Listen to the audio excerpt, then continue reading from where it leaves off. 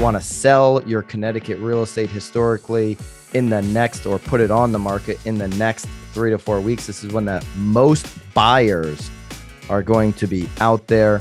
And with the interest rates hitting 4% this last week, and they will continue to hover around 4 or more throughout the rest of the year, this is the time you want to take advantage of record prices.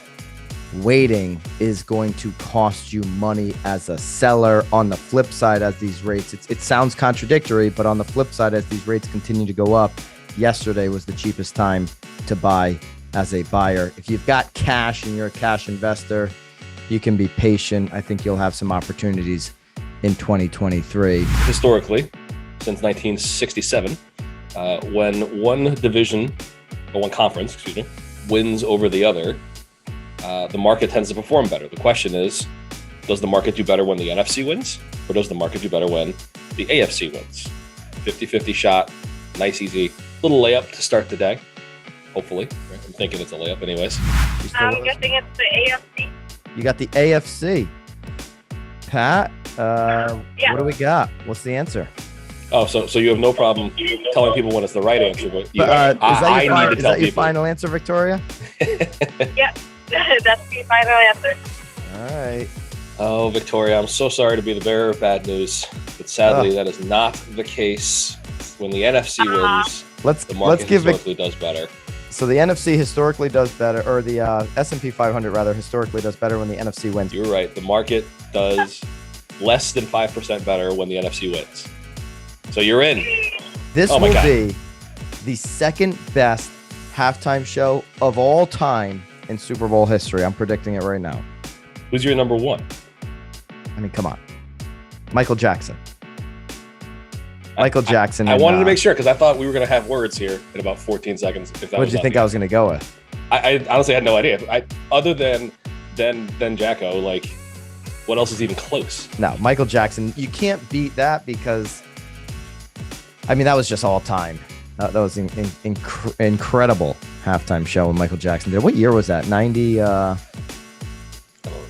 gotta look. I gotta find a YouTube video of it now. I mean, holy cow.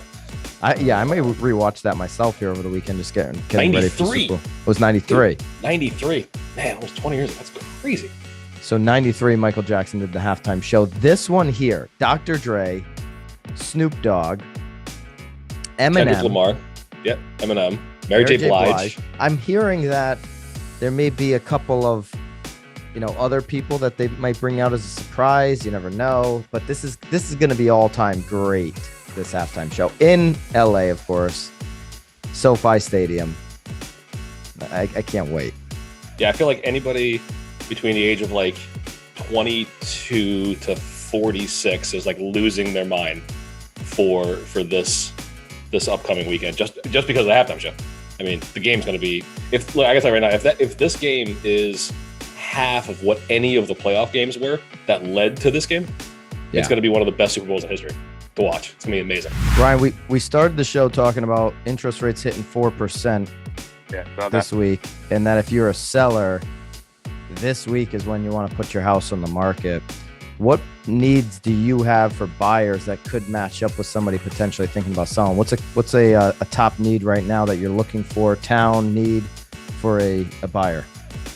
Yeah, I'll tell you what, Byron. I'm not sure I have my theories, but Trumbull. For some reason, I've been in Trumbull more than any other town in Connecticut. And I'm not sure if it's still this influx of people coming in from the city, and maybe Fairfield and Milford are kind of the wells running dry as far as inventory, but Trumbull has been huge. So if anyone has really any price range in Trumbull, Monroe, around there, that's where I've been spending like half my time on showings and listing appointments.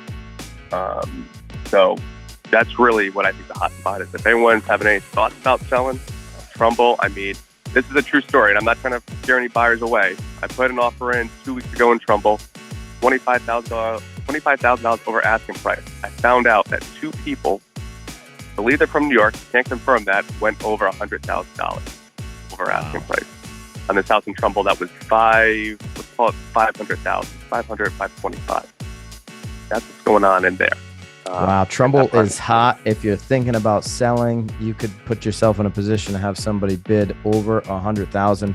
Ryan, was that a reach of a price, do you think, on that one? Yeah, and I'll be honest with you, like when I walked into this house, it kind of felt like 1988. I was waiting for my grandmother to come down her bathrobe with a cigarette, about to make me breakfast. I got that kind of feeling. Dan Marino's on TV doing an ice donut commercial in that house right now. But it was, I didn't, and when we went 25,000 over, I actually felt pretty good. I felt pretty good. I'm like, you know what? I said to my buyers, we have a shot. And then all of a sudden, not to, put these buyers down, but I got a call from the agent, 24 offers on the house, and we were the lowest one. Hey, you did the right thing. You put in a competitive offer, what you thought according to market value. Somebody bid in over 100,000. Yep.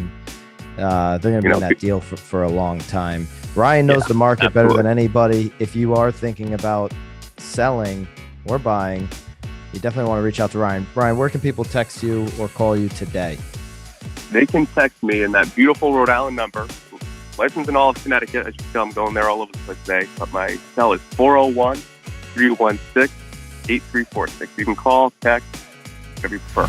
And right now you've got record prices. Eventually this is going to catch up. All right. You're going to continue to see record prices over the next few months. But as rates, they're sitting over 4 right now, as they continue to go higher, you're going to see an impact on pricing. The majority of the buyers that are going to buy in 2022 are all looking right now in February. So if you want the biggest pool of buyers, the least amount of competition, record prices, and you want to get in before things start turning the other way with interest rates, with 1.5 million new construction homes hitting the market in 2023. We haven't even talked about that. With the fact that you may see investors starting to sell, investors meaning Wall Street investors starting to sell some of their property in 2023 as things start to turn. 2023 is going to look dramatically different than right now. So if you're selling your house right now is the time, and you want to take advantage of what's going on. If Blackstone or any of these other Wall Street companies that are buying single family homes decide, we're going to see a situation with the rates rising where prices start to cool. Let's just take 20% of our portfolio. Let's just take that off. Let's just take some money off the table, right? Let's just take a little bit off the top. Let's take 20% and they just dump that inventory at once. The same way you saw prices hockey stick this year. I've been saying this for a while now. Wall Street's going to start to control residential real estate prices more than you think. 10% swings, depending on what Wall Street does, could become the normal, just like you see in the stock market. Algorithms go crazy and boom, you got 10% either way. You're going to start seeing that with your single family home, depending on if they want to put some inventory on the market. You put 1.5 million new construction homes on the market, plus they sell 20%, plus interest rates rise. Guess where prices are going, folks? If you want to sell, do it now.